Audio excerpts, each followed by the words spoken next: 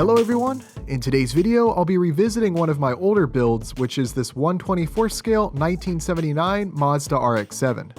Recently, the full build video I made last year for this project has been getting quite a bit of attention, and I know a lot of new subscribers to this channel have come from that video. That, along with the fact that I haven't made a video featuring this car since that initial build video, I decided to make an update featuring this car. Before we dive in, I thought I'd do a quick recap of this project. I started with this awesome Revell 1/24 scale RX-7 model kit. This kit was great, with everything being well molded and the inclusion of many optional parts, such as the wide body kit I installed on my build. I used an FP UC1 chassis as a base for this build. Although very basic, it's easy to print and can fit nearly any car in this scale.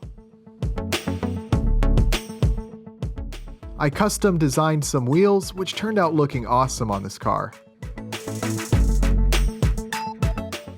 Gradually, I modified the interior to fit over the electronics below and used magnetic body mounts to easily remove the body.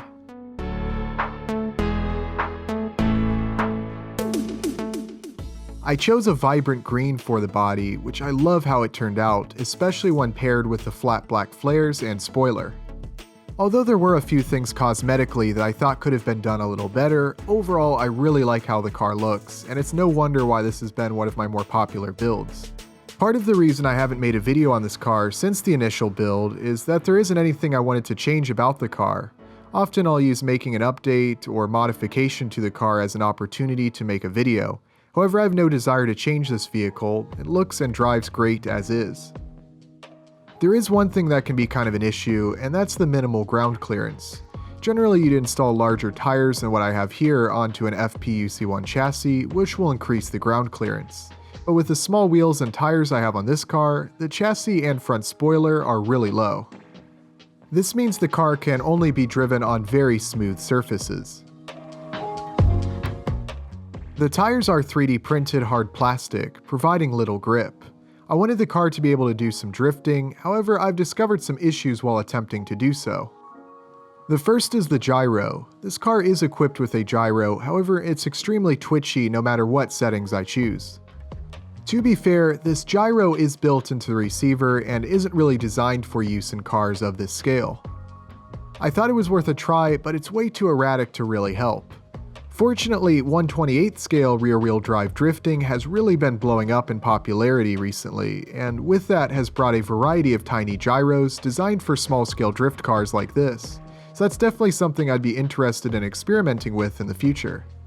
Another issue is I don't think this car has a large enough steering angle for drifting, or at least I think it would be easier if it had more steering angle.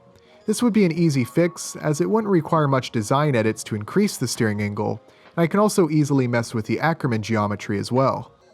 More rear wheel speed could be helpful as well, though this car is pretty quick, so I'm not sure how much that would help, but it's something I'm keeping in mind.